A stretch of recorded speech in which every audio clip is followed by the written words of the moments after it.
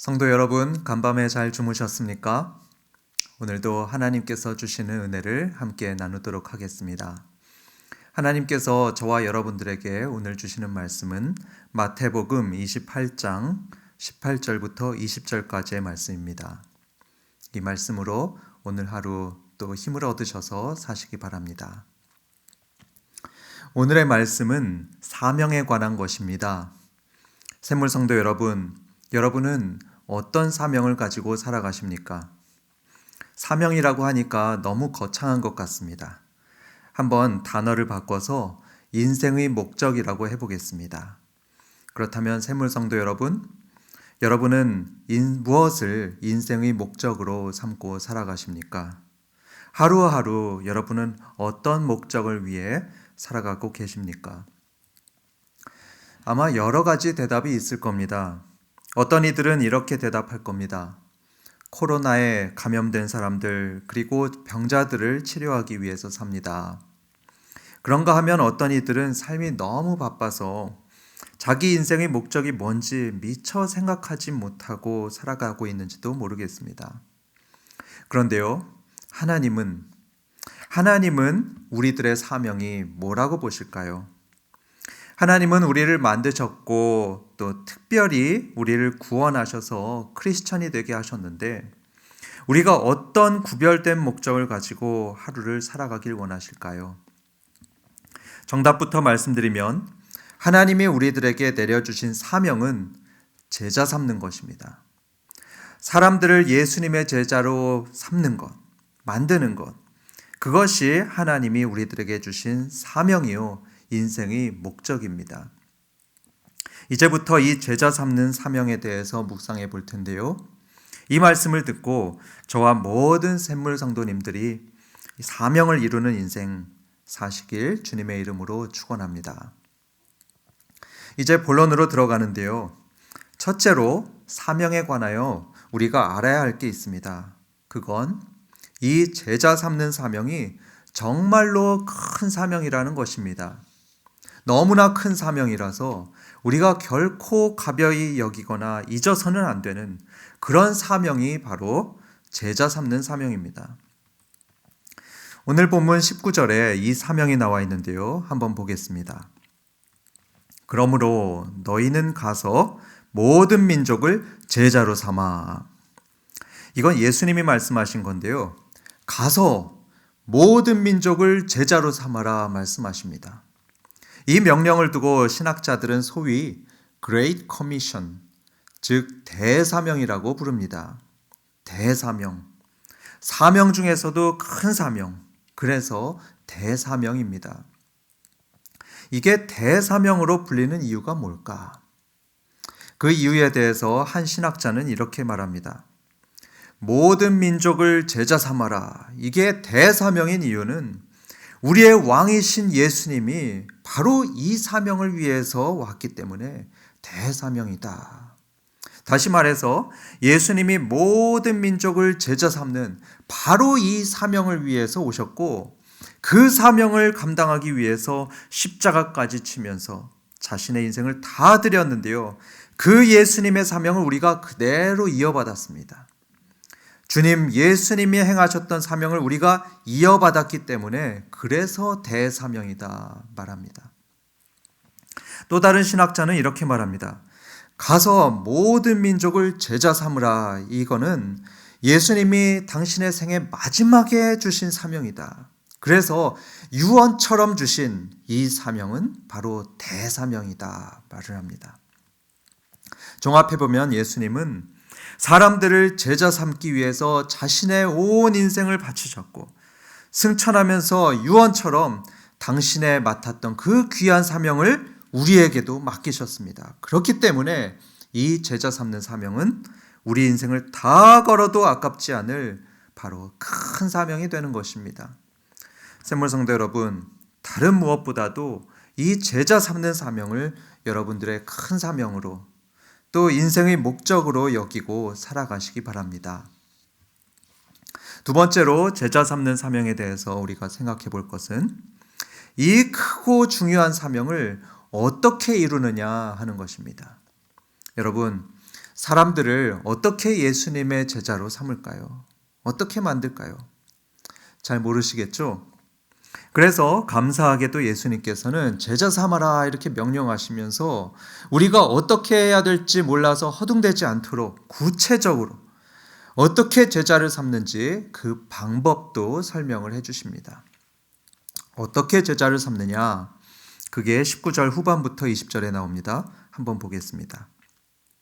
19절 중반에 아버지와 아들과 성령의 이름으로 세례를 베풀고, 그리고 20절에 내가 너희에게 분부한 모든 것을 가르쳐 지키게 하라 하죠. 여기에 우리가 해야 할 세 가지 방법이 여기 나옵니다. 세례를 베풀고 가르쳐 지키게 하라 이것입니다. 즉 우리가 사람들을 예수님의 제자로 만들려면 이 세 가지가 핵심이라는 것이죠. 사람들에게 세례를 주고 예수 믿는 게 뭔지 가르쳐주고 또 가르쳐준 대로 지키게 하면 됩니다. 그게 바로 우리의 사명입니다. 세례를 주고 가르쳐주고 지키게 하는 것. 그렇게 해서 예수님의 제자를 만드는 것입니다. 가만히 생각해 보면 저와 여러분들은 그렇게 해서 예수님의 제자가 되었습니다. 누군가가 우리에게 세례를 줬고 가르쳐줬고 또 지키도록 잘 지도해줬죠. 마찬가지로 우리도 누군가에게 그렇게 해야 합니다. 세례를 주고 가르쳐주고 또 지키게 해야죠. 그게 우리들의 사명입니다. 물론 우리 대부분은 직접 세례를 주지 못합니다. 하지만 대신에 사람들을 이 세례받는 자리로 데려올 수는 있습니다. 그래서 사람들을 세례받도록 도와주고 그들을 섬기면서 삶으로 보여줘서 예수 믿는 신앙이 뭔지 가르쳐주고 또 신앙생활 잘 하도록 기도하고 지도해 줘야 되죠.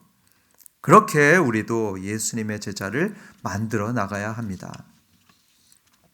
여러분, 사람들을 세례받게 하고 말씀을 배우게 하고 말씀대로 살도록 돕는 것, 이게 주님 예수님께서 저와 여러분들에게 맡기신 사명임을 꼭 기억하시고 이 사명 이루며 사시길 바랍니다.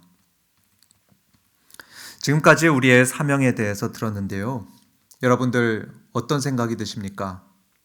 예수님이 주신 이 제자 삼는 사명, 여러분 감당할 수 있으시겠습니까? 아마 자신 없어 하는 분들이 많이 계실 겁니다. 에이, 그런 건 목사님이 하는 거지. 내가 그걸 어떻게 해요? 이웃집에 교회 다닌다는 말도 제가 잘 못하는데 어떻게 그들을 예수 제자로 만듭니까? 저는 잘 못해요. 이렇게 말씀할지도 모르겠습니다. 하지만 오늘 세 번째로 알아야 할 것은요. 제자 삼는 사명, 이건 우리가 해낼 수 있는 사명입니다. 부족하고 용기도 없는 저희들이지만 해낼 수 있는 사명입니다. 예수님은 20절에서 이렇게 말씀하십니다. 볼지어다 내가 세상 끝날까지 너희와 항상 함께 있으리라. 이게 무슨 말이냐 하면 내가 너희 곁에 항상 있을 테니까 걱정 말라는 것입니다. 예수님이 우리 옆에서 도우실 거니까 할 수 있다는 것이죠. 이걸 보면 예수님은 코치 같은 분이다 이런 생각이 듭니다. 마치 코치 같은 분이다. 선수들을 지도하는 코치들이 선수들을 어떻게 지도하나 그 모습을 보면요. 좋은 코치들은 자기가 지도하는 선수들 바로 옆에 있습니다. 옆에서 자기가 맡은 선수들을 뚫어져라 열심히 쳐다봅니다. 관리자들은 지시만 하고 그 현장을 훌쩍 떠나는 게 관리자들입니다. 하지만 코치들은 떠나질 않습니다. 선수 곁에 있죠. 곁에서 이 선수들을 지켜보면서 선수의 손동작, 발동작을 하나하나 교정해 줍니다. 때로는 칭찬도 해주고 토닥토닥 격려도 해주면서 잘 해내도록 도와주죠. 예수님도 마찬가지입니다. 너희 제자 만들어 이렇게 사명만 툭 던져주고서 멀리 하늘에서 이놈들 잘하나 못하나 이렇게 지켜만 보시는 분이 아닙니다. 대신 예수님께서는 내가 마지막 날까지 너희와 항상 함께하겠다 약속을 하셨습니다. 그리고 약속하신 그대로 바로 자신의 영이신 성령님을 우리에게 보내셔서 지금 우리와 함께 하십니다. 함께 하시며 우리를 도우십니다. 그래서 우리는요, 불가능한 사명을 받지 않았습니다. 해낼 수 있는 사명을 받았습니다. 예수님이 능력과 지혜의 영이신 성령님으로 저와 여러분과 함께 하셔서 우리가 제자 삼는 사명을 잘 감당하도록 도우실 것입니다. 그래서 여러분 용기를 내시기 바랍니다. 믿음으로 사람들에게 다가가서 목장에 오도록 초청하고 세례받도록 권해주고 여러분들이 믿고 소망하는 것을 담대히 전하시기 바랍니다. 그럴 때 여러분 안에 계신 성령님께서 마치 코치처럼 여러분의 제자 삼는 사역을 잘 도와주실 겁니다. 결론을 맺겠는데요. 우리 교회에서 종종 부르는 노래가 있습니다. 사람을 남기는 삶이란 노래인데요. 그 노래에서 고백하듯이 예수님의 제자인 우리가 매일매일 살아가는 목적은 책을 남기는 데 있지 않습니다. 60평짜리 집을 남기는 데 우리의 인생의 목적이 있지도 않습니다. 그보다도 사람을 남기는 데 있습니다. 바꿔 말하면 제자를 남기는 데 우리 인생의 목적이 있습니다. 그게 예수님이 우리에게 주신 사명입니다. 지금부터 하루를 시작하는데요. 사랑하는 샘물성도 여러분, 예수님이 우리들에게 주신 이 제자 만드는 사명, 이 귀하고 중요한 사명을 마음에 꼭 품으시고 그 사명 이루기 위해 오늘 하루 살아가시기 바랍니다. 좋은 하루 되십시오. 주여 우리를 긍휼히 여겨 주소서. 온 나라 온 백성이 두려움과 근심에 쌓여 있습니다. 주의 자비를 베푸셔서 질병에서 우리를 보호하시고 속히 이 두려운 어둠에서 벗어나게 하소서. 삶의 모든 영역이 위축되고 백성의 삶은 더욱 어려워집니다. 눈에 보이지 않는 전염병 앞에 인간의 연약함을 뼈저리게 깨닫습니다. 이 땅의 교만과 횡행하는 음란과 탐욕의 죄를 용서하시고 교회답지 못하고 성도답지 못했던 우리의 허물을 용서하소서. 방역 당국과 의료진에게 힘과 지혜를 더하셔서 질병의 기세가 꺾이고 확진자들이 건강을 되찾게 하옵소서. 온 국민이 하나가 되어 이 위기를 극복하게 하옵소서. 가족을 잃고 장례도 제대로 치르지 못하는 유족의 아픔을 위로하소서.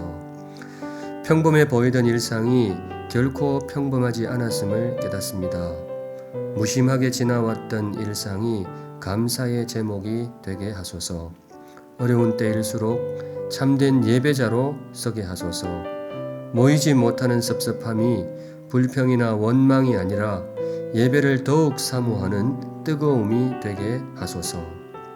힘겨운 시기에 성도의 성숙함을 더욱 드러내게 하시고 섭리 가운데 드러나는 악한 세력이 결정적으로 무너지게 하소서.